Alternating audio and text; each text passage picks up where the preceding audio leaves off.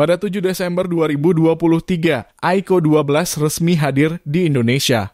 HP gaming tersebut merupakan flagship kedua Aiko yang datang ke bumi pertiwi. Ia hadir untuk menggantikan Aiko 11. Beberapa keistimewaan yang dimiliki Aiko 12 adalah performa tinggi dari chipset premium Snapdragon 8 Gen 3. Aiko 12 pun bisa jadi incaran Anda yang ingin merasakan HP berperforma tinggi dengan harga relatif terjangkau. Lumrah jika orang menuntut banyak hal terhadap sebuah HP flagship. Pasalnya, HP flagship memang dirancang untuk mampu membawa beragam kelebihan dibanding HP mainstream. Nah, apa saja kelebihan dan kekurangan yang dipunyai Aiko 12? Simak selengkapnya di video berikut ini.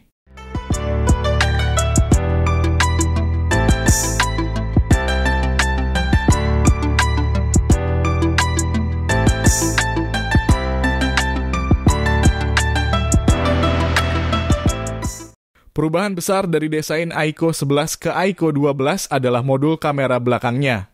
Bentuk modul kamera belakang Aiko 12 kini tak lagi persegi panjang seperti Aiko 11. Menurut saya, bentuknya cenderung oval. Seperti persegi, tetapi sudut-sudutnya membulat.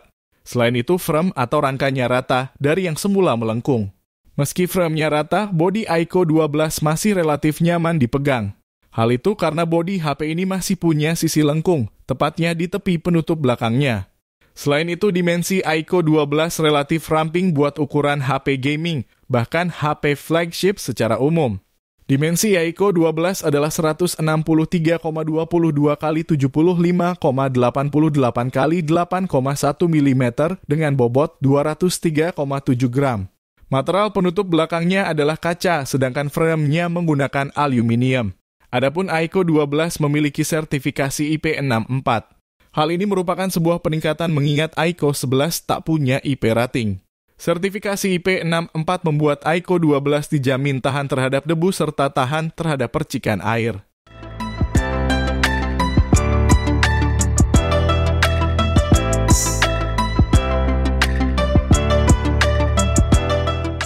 Jenis panel dan ukuran layar Aiko 12 tetap sama seperti Aiko 11.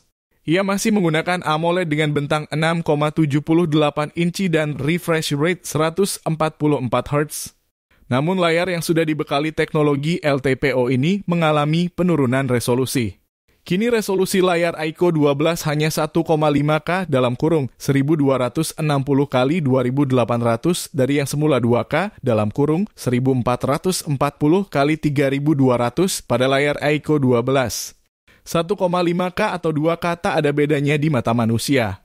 Gambarnya tetap sama-sama tajam. Penurunan resolusi malah punya imbas positif. Konsumsi daya HP jadi lebih rendah karena tak terlalu membebani kinerja chipset. Spesifikasi lain yang perlu Anda ketahui dari layar Aiko 12 adalah tingkat kecerahan hingga 1400 nit di luar ruangan dan hingga 3000 nit saat memutar konten HDR. Layar HP ini telah lolos sertifikasi rendah emisi cahaya biru dari SGS, sehingga aman buat mata untuk penggunaan dalam durasi panjang. Selain itu, terdapat teknologi wet touch yang meningkatkan presisi dan akurasi sentuhan ketika tangan sedang basah.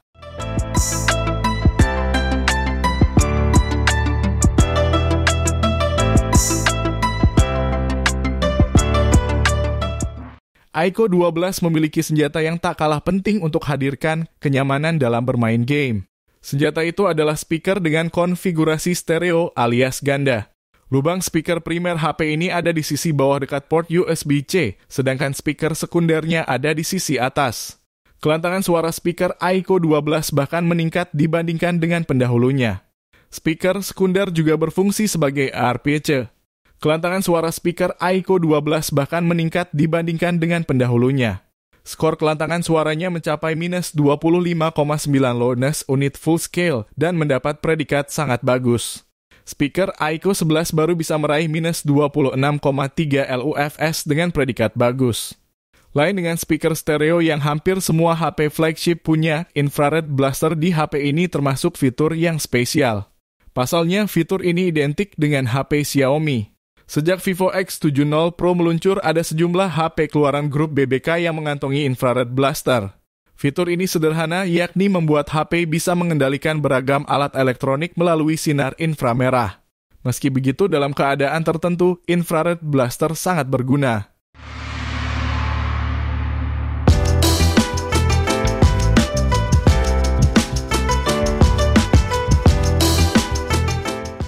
Aiko 12 datang dengan dapur pacu yang ditenagai chipset Snapdragon 8 Gen 3.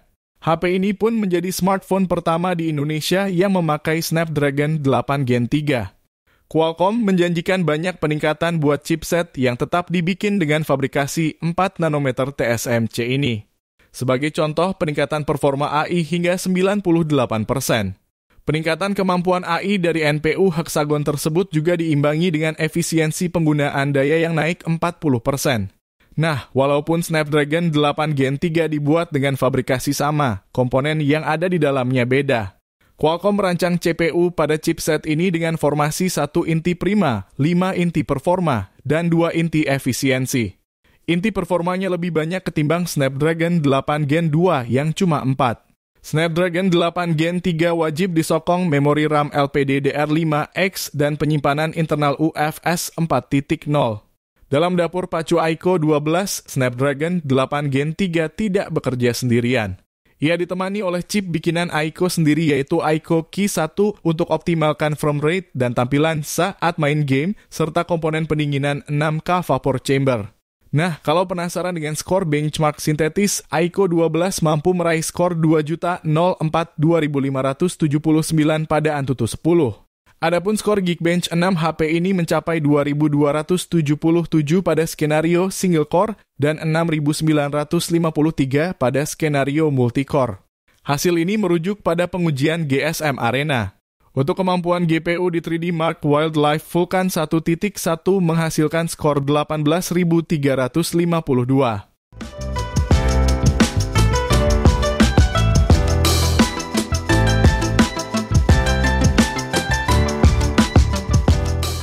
Aiko 12 mengalami upgrade kamera besar-besaran dibanding pendahulunya.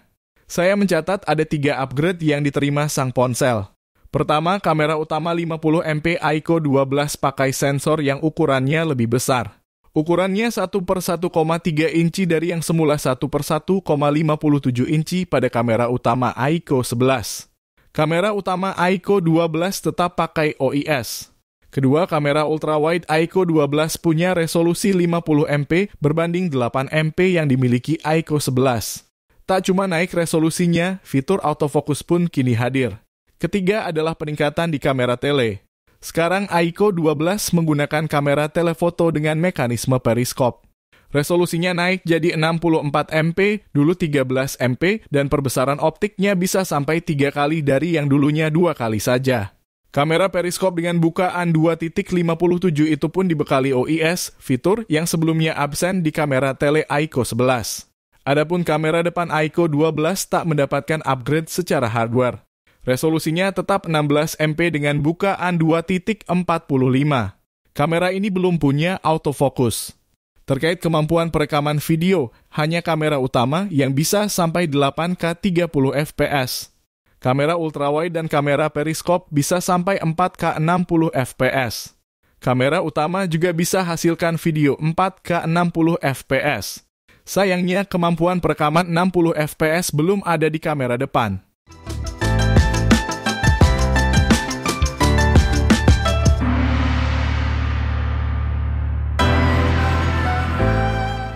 Aiko 12 hadir di Indonesia dengan satu varian memori saja, yakni 16GB RAM plus 512GB penyimpanan internal.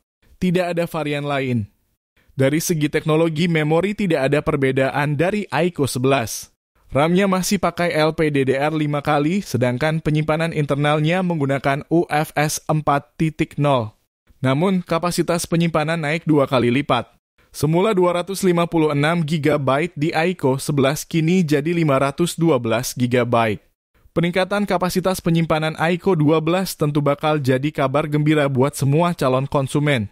Dengan kapasitas yang lebih besar, orang bisa memasang game dan menyimpan file lebih banyak.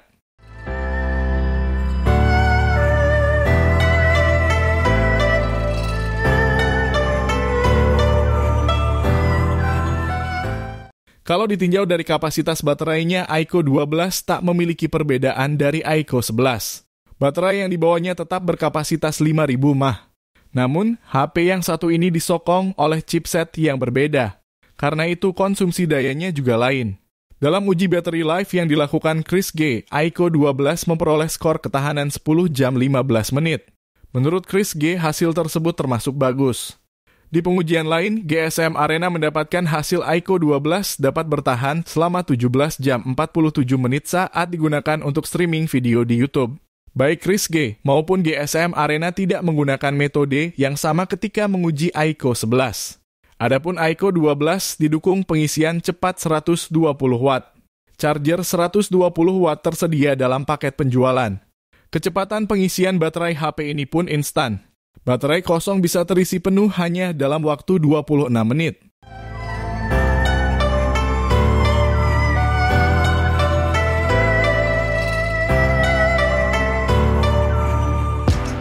Aiko 12 merupakan HP pertama di Indonesia yang hadir dengan sistem operasi Android 14. Sistem operasi tersebut dibungkus dengan antarmuka FunTouch OS 1.4. GSM Arena mengapresiasi antarmuka sang ponsel yang punya lebih sedikit bloatware. Aiko menjanjikan software HP ini dengan 3 kali upgrade sistem operasi dan 4 tahun pembaruan security patch. Jadi Aiko 12 bakal bisa mencicipi Android 17 dan sistem keamanannya didukung sampai tahun 2027 atau 2028.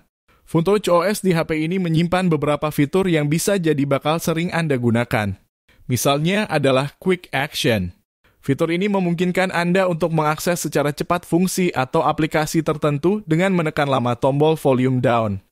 Ada juga Smart Sidebar yang memuat beragam pintasan aplikasi di tepi layar. Fitur ini mirip seperti Edge Panel yang ada di One UI milik Samsung.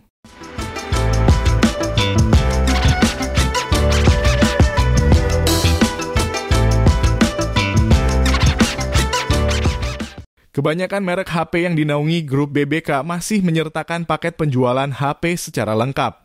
Aiko pun demikian. Makanya di dalam kotak Aiko 12 tak cuma ada unit ponsel, SIM ejector, dan kabel data USB C ke C. Ada aksesori lain seperti soft cas bening dan charger 120 watt yang disertakan. Paket penjualan yang lengkap tentunya menyenangkan konsumen. Minimal mereka tak perlu keluar duit lagi untuk cari-cari case dan charger.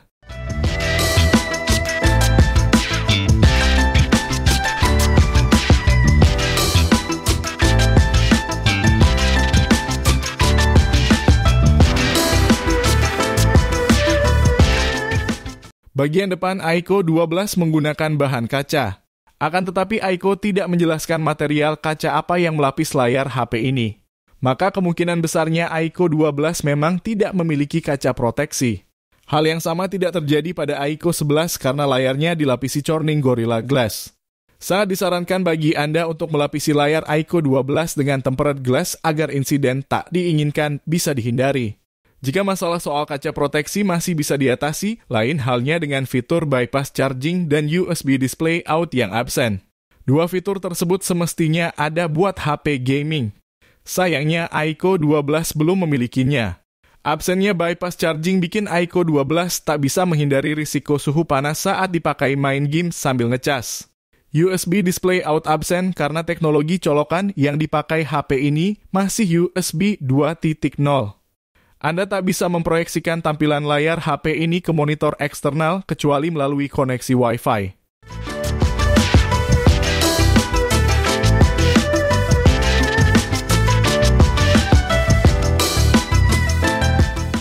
Dimensi bodi Aiko 12 mengalami penyusutan dibanding Aiko 11. Ia sedikit lebih pendek, lebih ramping, dan lebih tipis dibanding pendahulunya. Bobotnya pun turun dari 208 gram jadi 203,7 gram untuk varian dengan back cover kaca. Namun frame datar yang dipakai membuat bodi Aiko 12 malah terlihat lebih gemuk dibanding Aiko 11. Fenomena ini adalah hal umum buat semua HP yang pakai frame datar. Catatan lain mengenai frame aluminium Aiko 12 adalah finishingnya glossy ala-ala chrome. Dengan permukaan yang seperti itu, frame HP ini lebih mudah ketempelan minyak dan noda sidik jari. Anda mesti sering-sering mengelap frame HP ini supaya tak kelihatan dekil.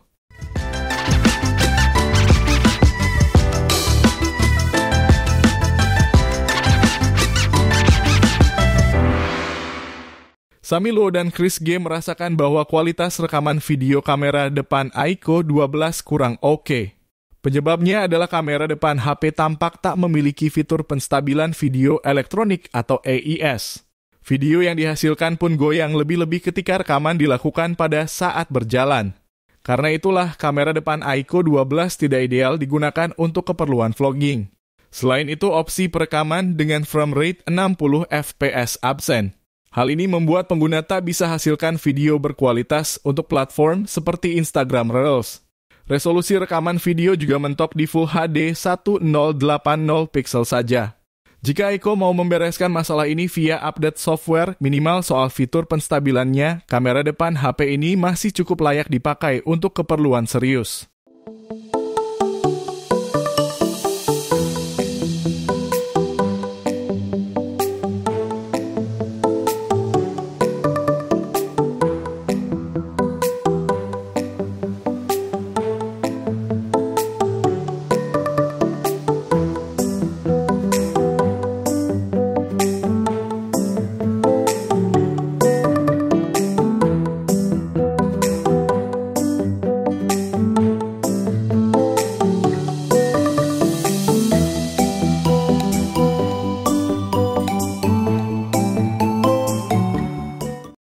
Support terus channel Gadget Millennium dengan cara klik tombol like jika kalian menyukai video ini. Serta jangan lupa subscribe dan nyalakan tombol loncengnya agar kalian mendapatkan notifikasi pertama saat Mimin upload video terbaru. Terima kasih sudah menonton, sampai jumpa di video selanjutnya.